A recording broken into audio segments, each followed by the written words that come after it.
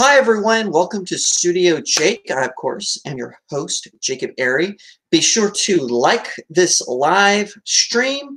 Be sure to subscribe and ring that little bell. I just wanted to throw out this reminder just in case. Now, I'm coming to you live because I wanted to talk to you about something that not a lot of nerds talk about, but that's becoming a little bit more prevalent in the discussion, is they're talking about politics. And in a way, it's kind of driving me crazy because I feel like, especially with this whole controversy where the NFL players were disrespecting our veterans and our flags, and we saw this at the Super Bowl where the NFL refused to air an ad from ANVETS, and that's just ridiculous. And so I feel like since then, and it was happening a little bit before, politics is starting to get infused into discussion over nerd topics like anime, like comic books.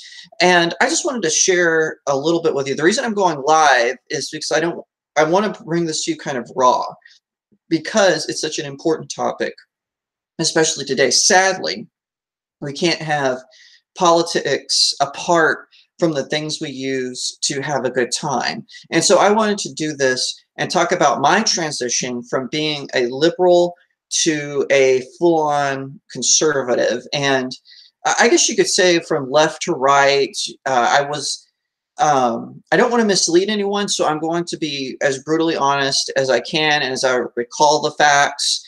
But I grew up in a fairly conservative household. I'm not going to dox my family and say what they believe politically, because certainly as I have evolved, my parents have evolved in some ways. And so I'm not going to talk too much about their politics, but it was fairly conservative. I grew up in Texas. I grew up in the big city of Dallas, though I made frequent trips to the countryside where some family members of mine have a ranch, and I would spend summers there and whatnot. It was a lot of fun. So basically, the gist of what happened was when I was starting to go into college, I was graduating from high school. Some friends of mine and some friends of my parents, people we were close to for all of our lives, they suddenly just abandoned my family in a time of crisis. And it really was, this happened right before high school graduation, and it really shook me to the core. And so some of my core beliefs were really, really rattled. And so basically, I started to question things. I started to question my faith. I started to question my politics. And I kind of fell into this this mode of thinking where I just was questioning everything. Now, this is a good thing. I want to be clear. This was a good thing. It's always good to question yourself and to question your beliefs, because if you're wrong about something, you need to know. So I kind of fell into this mode, and I kind of fell away from my faith a little bit. And during this time, I started to go to college. At first I was studying pre-law, but I took the intro to criminal justice, and I was like, no way, this is not happening. I don't want to be a lawyer anymore, much to the chagrin of my parents. So I switched to communications and I started studying journalism.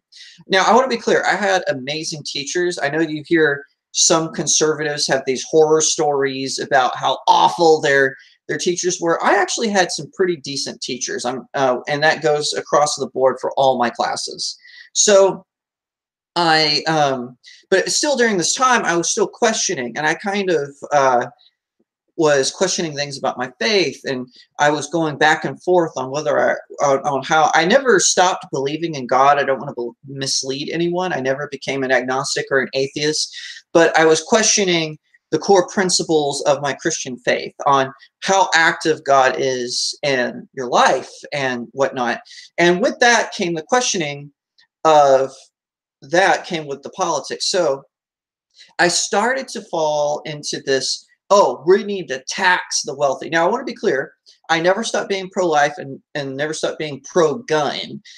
Those two things kind of stayed with me, especially I have some stories just from personal testimonies from my friends and family, and so those as far as having children go, and that kind of sealed the deal with me being pro-life. And also, you're from when you're from Texas, even in a big city from Dallas, you're kind of born being pro-gun. So I never stopped being pro-life and pro-gun. But I definitely was in the mode of, we need to tax the rich. We need to just let, you know, our foreign policy, it just needs to be this broad thing where we're going to try to be everyone's friend, and we're not going to be so supportive of everything. We're not going to nation build, because, you know, this is coming out of the George Bush presidency. And so I was not happy with the George Bush foreign policy. I think that was one thing now I realize he was actually more liberal on foreign policy than he was conservative, or at least neoconish. And I just reacted negatively to compassionate conservatism, or or it's also called neoconservatism. And that kind of drove me to the left. And I actually became a little bit of a social justice warrior, and I kind of got on the Obama train there for a little bit. Now, this is early on in the stages. So it's early 2007. Barack Obama is challenging Hillary Clinton and former Senator John Edwards for the Democrat nomination. And I was full on board with Barack Hussein Obama being the president. Now, this may surprise a lot of people, maybe even some of the friends that I have, but this is actually true. I was fully on board, and I kept it secret from my family, because if they had known that I supported Obama, they would have been very disappointed. And so at college, I'm like yelling, Obama, Obama, Obama. And I even started to fall into the identity politics thing, where I'm like, you know what, I'm you know, of a more white complexion. Maybe I should just, you know, back away. I'll check my privilege. I even remember I was having a discussion about Barack Obama with some of my college classmates before class. We were waiting for our teacher, and I was full on supporting him, and supporting his environment initiatives and pretty much everything he said. Like I said, except for the pro-life thing, I was still staunchly pro-life. And I have to admit, Obama's record as a state senator in Illinois is pretty terrible when it comes to life. I mean, it's pretty terrible. But I was doing all this, and I said, it's great. It's time for, and I actually said this, these words came out of my mouth. It's time for a black president. And when I said that, there was an African-American student in the classroom, and I turned to her and I said, am I cool to say that? And she said, oh yeah, you cool. And so then like I said, I'm full on board with the Obama train. And next thing I know, summer comes, and I'm kind of going through, and I had this really good friend named Liz. Not her real name. I don't want to dox her. But so Liz loaned me, she said, well, I see you're kind of into politics. Would you read something from the other side? And because you seem more like moderate, and I guess moderate would be a good way to describe me. I wasn't like fully entrenched in the identity politics, but I was heading that direction, just kind of being a typical millennial. And I said, yeah, sure. So she gave me an updated version of Sean Hannity's book, Deliver Us from Evil. Thank you, Sean Hannity, for writing this book, because the book, it's about politics and how a little bit about socialistic policies and things like that. So I read this book, and it really shook me a little bit. Well, then so my friend told me I could keep it. And then she loaned me, or she gave me another book, which was Glenn Beck's book, An Inconvenient Book. And it was a response to Al Gore's film, An Inconvenient Truth. And so I read this book, and whether you like or dislike Glenn Beck, I read this book, and I realized, because he had like these things where a liberal is having two contradictory thoughts about whatever, about policy. And so like for instance, I know I'm getting this wrong, but there's one where it's a dude with he's a hippie with long hair. And so on one side he says,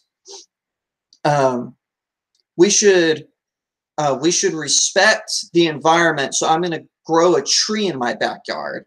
And then his other side said, my neighbor is complaining that my tree is blocking his solar panel.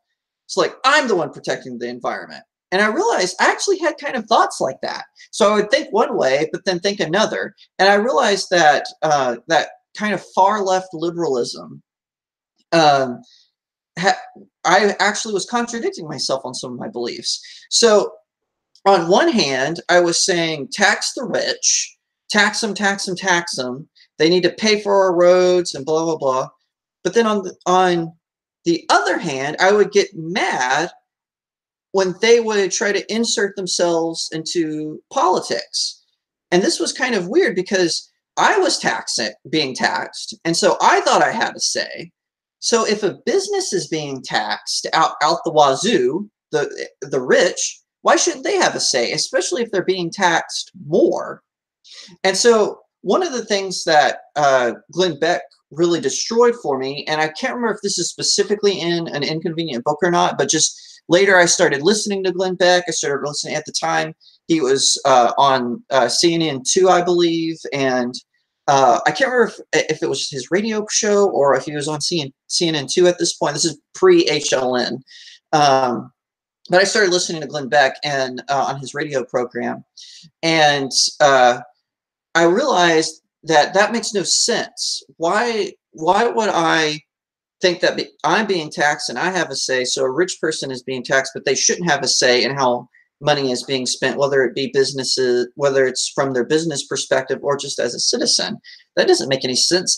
Anyone who's taxed deserves representation. So that kind of stuck in my brain. And so then other stuff that I believed in started to fall apart after that. So like environmentalism, the hypocrisy of the extreme. Now, I'm not talking about conservation. I'm not talking about conservation, but this extreme thing where, like in California, they were causing a drought in California because they wouldn't let ranchers turn on sprinklers, because the sprinkler irrigation system was hurting the environment, they claimed, which I don't know how more water brought to a place would hurt the environment, but that's what the lefties in California were saying. Well, then so that kind of shook me up a little bit. And then I read Ron Paul's book, The Revolution, which, whether you love or hate Ron Paul, how he is now, because he's kind of changed since 2007, 2008, he's kind of changed. I think since now he's kind of out of politics, he's kind of more vocal, and some of his more core beliefs are coming out. But back then, I read The Revolution, and that book really shook me. And now Ron Paul is a libertarian. He's a pro-life libertarian. So that's kind of what I became. I became a pro-life libertarian, because there's a lot of libertarians who are weirdly pro-choice, and I'll get to that in a minute. So I read that book, and I just started reading more, and I realized the hypocrisy of the far left, and even of just basic kind of liberalism. I kind of realized, man, there's some hypocrisy going on as far as all this, because you say, and identity politics kind of died on me really quickly. So I'm kind of like, this is kind of against what Martin Luther King Jr. believed. I mean, didn't he say, I dream of a day when people will be judged, now I'm paraphrasing, by the content of their character and not the color of their skin. But identity politics was going the opposite of that. So that died right away. I was like, whoa, let's just all we can celebrate our differences, but let's be all one human race. And so when it comes to race, now I'm an egalitarian. I believe all races are equal, period. So we go to fast forward a little bit, and I'm a libertarian now. So I'm a huge Ron Paul supporter. I'm a huge, the only reason I didn't switch to Libertarian Party is because they were pro-choice. Their official party stance is they're pro-choice. Now, they're not as extreme as the Democrat Party is, but I almost switched to the Libertarian Party. And I go to school in California. I interrupted my journalism studies to go to seminary, and I had rediscovered my faith, and that's a story for another time. So I'm a libertarian. I'm reading Ron Paul. I'm reading some old school libertarian philosophers like Ayn Rand. She was a little too extreme. Her objectivism, I never really, I mean, I did kind of agree with some of the stuff she said, but the whole greed is good and you should kick your neighbor when he's down, basically, and not help him. That kind of stuff just didn't match up with my faith anymore. So I'm a libertarian, and some things, and like I said, when I started, all these little pimples started to appear on libertarianism, because it seemed to me, now this isn't true across the board, I'm just saying it seemed to me the libertarian movement stopped being about, whoops, live, sorry, Andrew Clavin, your book fell down, The Great Good Thing. Everyone should read this. Like I said, I'm doing this live, so I'm not going to be able to edit this out later. But anyway, so where was I? Oh yeah, so all these little pimples started appearing on libertarianism. So I'm going, you know, greed and foreign policy wise, they just don't make a lot of sense. I mean, because a lot of not all, but a lot of libertarians advocate basically for isolationism. I'm not an isolationist. I am a non-interventionalist, but I'm not an isolationist. And I'm kind of like, this doesn't make really a whole lot of sense. I mean, the government needs to play a little bit of a role in foreign policy and for keeping the peace, and we want a strong military. I kind of agree with some people who said we need to cut military spending in the form of stop paying out all these mercenary groups like Blackwater. I was still kind of against that. The Iraq War put a bad taste in my mouth when it came to like using mercenary organizations. So I was like, we could divert that money to the military and just let them do their own work, like through the Corps of Engineers and whatnot. But libertarianism, as far as the military goes, I wasn't really into that, what they believed on that, and being pro-choice. Of course, a lot of libertarians are pro-choice, and they say it's more of a privacy issue. Like, we shouldn't be like, they're not like Democrat Party where it's like, oh, it's just a fetus and blah blah blah. They're like, oh, it's more like it's a privacy thing. So if a woman wants an abortion, she should be allowed to get one because it's none of our business. And so like I would say to my libertarian friends, well, but isn't it still a life? And they'd be like, well, yeah, but it's none of my business. I'm like, well, it is kind of my business if my taxes are paying for it. Like, I think that protecting life, because the whole point of libertarianism is the empowerment of the individual, right? They're like, yeah, so shouldn't we protect the right of unborn individuals? And we can have, and I'll have a abortion video sometime, I'm sure, debunking some of the lies that Planned Parenthood tells about abortion. But anyway, so that kind of put a bad taste in my mouth. So then there's this new thing that's coming, right? And so now we're to like 2011, 2012-ish. So we're getting ready for Mitt Romney, and that's when I started calling myself a conservatarian. So what's a conservatarian? A conservatarian is basically a melding of libertarianism with social conservative principles. So you might agree with libertarians on being foreign, or on foreign aid, on interventionism, on taxation and business, but you're like more of a social conservative. So you believe in traditional marriage and being pro-life and pro-gun and all this stuff. So my problem with that, though, is if you research old school now I wasn't a conservatarian very long. Like, I think maybe like a year or two. And so I was kind of like, I did some research, and I realized that really this conservatarian, it's kind of really just old school conservatism. So like, it's kind of the stuff that Bill Buckley and Brent Bozell, great thought leaders of conservatism, is kind of the stuff that they were into, just a little bit minus the religious liberty part of it. And I really think that conservatarians it was more of a reaction to neoconservatives and paleoconservatives. I really think, because paleoconservatives, I don't know if you're familiar with that term, but it's more it's more like kind of old school. It's a little sexist, a little racist. Now there are no paleo conservatives. They've been absorbed by the alt-right, but that's neither here nor there. But it kind of that kind of came to the forefront of my thinking, and so I started reading Bill Buckley and Britt Moselle. Now, and also Britt Moselle's family, you know, they started the Media Research Council, and I started reading their articles, and I found Dennis Prager soon after that. And of course, who doesn't remember the epic battle between Piers Morgan and Ben Shapiro? Who doesn't remember that? When that's how I actually first discovered Ben Shapiro, was from his Piers Morgan interview, where he just destroyed Piers Morgan on guns. And it's actually kind of funny because that same week, Piers Morgan had been doing a whole bunch of gun advocates. He had on Dana Lash. He had on, which you can see her book Flyover Nation, actually have that autographed.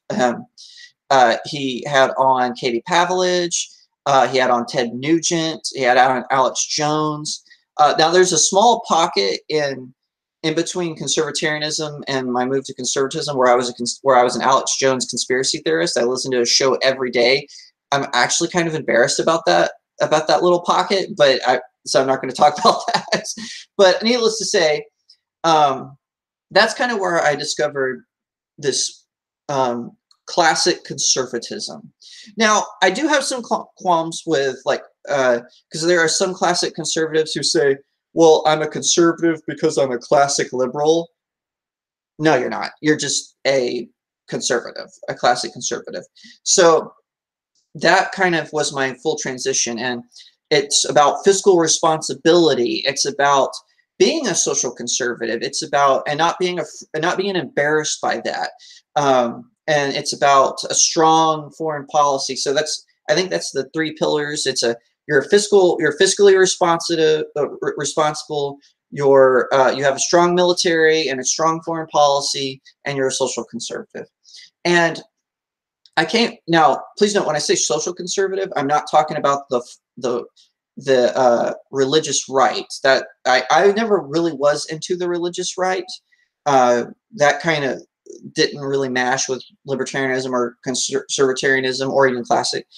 Even though I am a really proud, strong Christian, I never really fell into the religious right. But anyway, so that's kind of my journey. And I encourage everyone to read. Don't be an echo chamber, because when I fell into leftism and liberalism, I had fallen into this echo chamber where all I was doing was I was reading MSNBC and CNN, and I was reading the Daily Kos and Media Matters. And that's what happened to me, is I got caught in this echo chamber. And when I started reading people like Glenn Beck and Ben Shapiro and Andrew Klavan and Dana Lash, when I started reading and watching their videos and watching them on TV kind of spar with these leftists, that is what started my transition. And so I would encourage people, especially of the millennial generation, don't let your college professors intimidate you. Don't let your family intimidate you. You might have that one far left LGBTQ advocate who says he's pansexual, but he's just straight.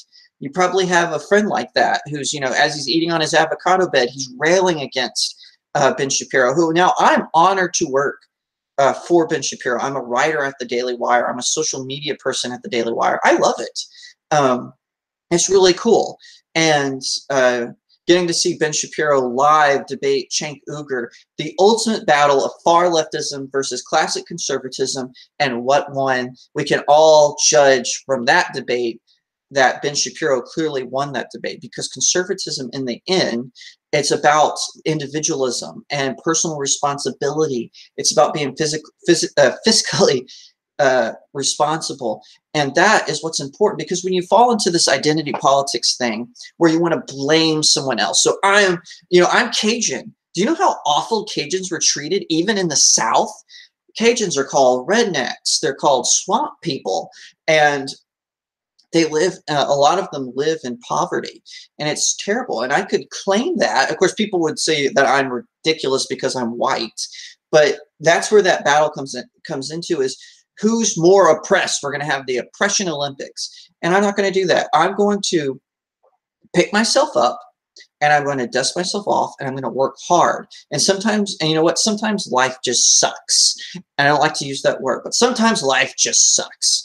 And you just got to pick yourself up and dust yourself off. And you need to believe in these core principles that made America great, that is making us a force to be reckoned with in the world. Keep that in mind. America is the freest place in the world. Do you know that if you tell a joke about the Turkish emperor in Germany, you can go to jail for that? That's right. It doesn't even have to be a mean-spirited joke. If you just joke about the Turkish tyrant who's, you know, because let's be honest, the leader of Turkey right now, he's a tyrant. If you tell a joke about him in Germany, and the German authorities will arrest you. In Canada, there's passing speech code laws, and maybe to someone who's into identity politics, they're going, yes, we should end hate speech. Well, you know what? People have a right to be hateful. You don't have the right not to be offended. And offense, it either does two things. It makes you realize that you need to do your research, or it makes you dig your heels in and you end up looking foolish, like Cenk Uygur did when he was debating Ben Shapiro. Free speech, free press, free shirt. And I hope someone got something out of this. I know it's a little different because I normally do comic books and nerd stuff. You can see my board. I've got like Chuck Norris pins and Voltron and Darth Vader and the Doomsday Clock, and I got the 100th Batman toy edition. I've got a Super Saiyan Blue Vegeta and whatnot, and then the Detective Comics in the background. So then you see True Allegiance by Ben Shapiro, The Great Good Thing by Andrew Klavan, Dana Lash's book Flyover Nation, Cacophony. You might be saying, Jacob, do you have all conservative writers? Well, of course, but I do read leftist publications. I do follow them, and I do see what they're up to. And, you know, especially with everything being so volatile right now, we need to at least agree that free speech should be honored. We need to agree to that. Otherwise, if I say to you, you know, there is no white male privilege. I never felt privileged my whole life. And you go, oh, well, you're just a racist. All that does is make you a jerk, and it shuts down the conversation. That's why I'm a conservative. Conservatives, now I'm not saying there aren't bad conservatives out there. There are people who claim to be conservatives. There's terrible ones. I'm not going to name them here. But I'm going to be the best kind of conservative I can be. And I'm going to support a leftist or liberal or libertarian or conservatarian or neocon, even an alt-right person. I'm going to support the right to free speech because everyone should have the right to free speech. And I'm proud to be a person who is a conservative. I'm proud to go from left to right. So I hope my journey inspires someone else who's a millennial. I hope that they'll do their research. I hope that they just won't live in an echo chamber. I didn't really talk about policy this time because, like I said, my channel isn't really about that. It's a nerd channel. It's a pop culture channel. And I hope that everyone will get something from this and will learn from it and learn from my journey. And I'm not going to say my journey was a mistake. It wasn't. I really think that I was on that path so I could be the man that I am today. I can be a 29-year-old millennial who grew up on Nickelodeon cartoons and Disney Channel original series and the classic Cartoon Network tunes and all this. I can be that person, but I also can separate that from what I believe politically. Because this whole echo chamber where politics has to be inserted into everything. Like, I'm going to call out the Nerdist and comic book resources. You guys do, and girls, you do amazing writings. Don't infuse it with a bunch of stuff. SJWs don't buy comic books. They don't. They're too busy buying avocado bread. Just separate this out. Let us take a break from all of what's going on with the two sides shouting at each other. That's what pop culture is about. That's what comic books are about. Now, I'm not saying that writers and and artists can't infuse their beliefs. Absolutely not. Obviously, I wrote a book, Cacophony. My beliefs are in that book. That's not what I'm talking about. I'm talking about pandering, because that is what these websites are doing. I won't pander. I will state my beliefs, and you can eat the meat and spit out the bones. If you just come to my channel because you want to watch my comic book reviews or my movie reviews, and you want to skip through videos like this, do that. That's fine. But I'm not going to hide who I am, but I'm not going to pander every single video, and I'm not going to pepper it with stuff just to drive you crazy, just to get a reaction out of you. That's not what I am about. So welcome to StudioJake. Thank you so much for watching this video. You can find me on Twitter at RealJacobAiry, on Instagram real.jacob.airy.